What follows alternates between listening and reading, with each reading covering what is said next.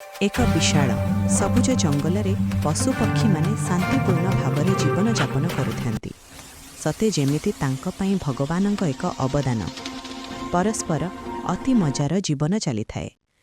କିନ୍ତୁ ଜଣେ ଲୋଭୀ ବ୍ୟବସାୟୀଙ୍କ ନିର୍ଦ୍ଦେଶ ଅନୁସାରେ କିଛି ଲୋକ କୁରାଢ଼ୀ ଓ ମେସିନ୍ ସାହାଯ୍ୟରେ ଗଛ କାଟୁଛନ୍ତି। ତଳେ ଗଛର ଗଣ୍ଡି ଓ ଶୁଖିଲା ଡାଳ ପଡ଼ି ରହିଛି ଏବଂ ଦୂରରେ ଏକ କଳକାରଖାନାର ଧୂଆଁ ବାହାରୁଛି।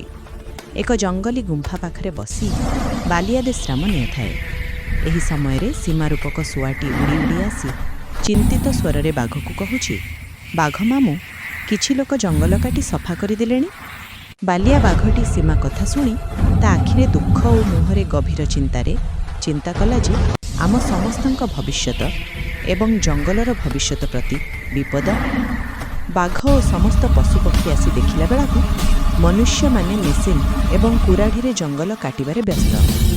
ସେହି ବ୍ୟବସାୟୀ ଜଣକ ନିଜ ହାତରେ ସେହି ଏକ ବିଶାଳ କଳକାରଖାନା ଏବଂ ଆଧୁନିକ ସହରର ଏକ ବ୍ଲୁପ୍ରିଣ୍ଟ କାଗଜ ଧରିଥାଏ। କଟାଯାଇଥିବା ଗଛର ଗଣ୍ଡି ମାଟିରେ ପଡ଼ି ଧୂଳି ଉଡ଼ୁଥାଏ। ଚାରିଆଡ଼େ ଧୂଳି ଉଡ଼ୁଛି ଏବଂ ସୂର୍ଯ୍ୟର ପ୍ରଖର କିରଣ ସିଧାସଳଖ ଭୂମି ଉପରେ ପଡ଼ୁଛି। ଏହା ଦେଖି କିଛି ଛୋଟ ପଶୁଛୁଆ ଦୁର୍ବଳ ଓ ଅସ୍ୱସ୍ଥ ଅବସ୍ଥାରେ ପଡ଼ି ରହିଛନ୍ତି। ସେମାନଙ୍କ ପିତାମାତା ଚିନ୍ତାଗ୍ରସ୍ତ ହୋଇ ସେମାନଙ୍କୁ ଦେଖୁଛନ୍ତି। ପୃଷ୍ଠଭୂମିରେ କଳକାରଖାନାର ଧୂଆଁ ମଧ୍ୟ ପରିବେଶକୁ ଖରାପ କରୁଥାଏ। ଏହା ଦେଖି ବାଲିଆ ବାଘ ସମସ୍ତ ପଶୁପକ୍ଷୀଙ୍କୁ ଡାକିଲା।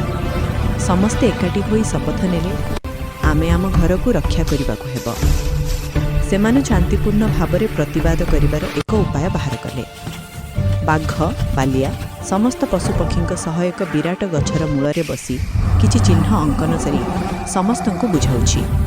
ଅନ୍ୟ ପଶୁପକ୍ଷୀମାନେ ଧ୍ୟାନ ଦେଇ ଶୁଣିଲେ ଏବଂ ନିଜ ନିଜ କାର୍ଯ୍ୟ ଯୋଜନା ଉପରେ ଚର୍ଚ୍ଚା କଲେ। ଏହି ସମୟରେ କିଛି ମଙ୍କଡ଼ ଚଞ୍ଚଳ ଭାବରେ ଗଛ କାଟୁଳି ମଙ୍କର କାମ କରିବା ଯନ୍ତ୍ରଗୁଡ଼ିକ ଯେପରିକି କୁରାଢ଼ୀ, ମେସିନ୍ ଆଦି ଧରି ଗଛର ଡାଳରେ ଓ ବୁଧ ଭିତରେ ଲୁଚାଇ ଦେଲେ। ଗଛ କାଟୁଳିମାନେ ଦୂରରେ କିଛି ସମୟ ପାଇଁ କାମ ବନ୍ଦ କରିଦେଲେ। କଳକାରଖାନାକୁ ଯାଉଥିବା ଏକ ଜଙ୍ଗଲୀ ରାସ୍ତାରେ କିଛି ବଡ଼ ଭାଲୁ ନିଜ ଶକ୍ତି ଲଗାଇ ବଡ଼ ବଡ଼ ଗଛର ଡାଳ ଓ ଗଣ୍ଡିକୁ ରାସ୍ତା ମଝିରେ ପକାଇ ଅବରୋଧ କଲେ। ଏହା ଦେଖି ମହୁମାଛିମାନେ ଦଳ ହୋଇ ମନୀଷଙ୍କ ପାଖକୁ ଉଡ଼ି ଆସି ଚାରିପଟେ ଭଣ ଭଣ ଡରାଇବାକୁ ଲାଗିଲେ। ଲୋକମାନେ ଭୟଭୀତ ହୋଇ ଦୌଡ଼ିବାକୁ ଚେଷ୍ଟା କଲେ।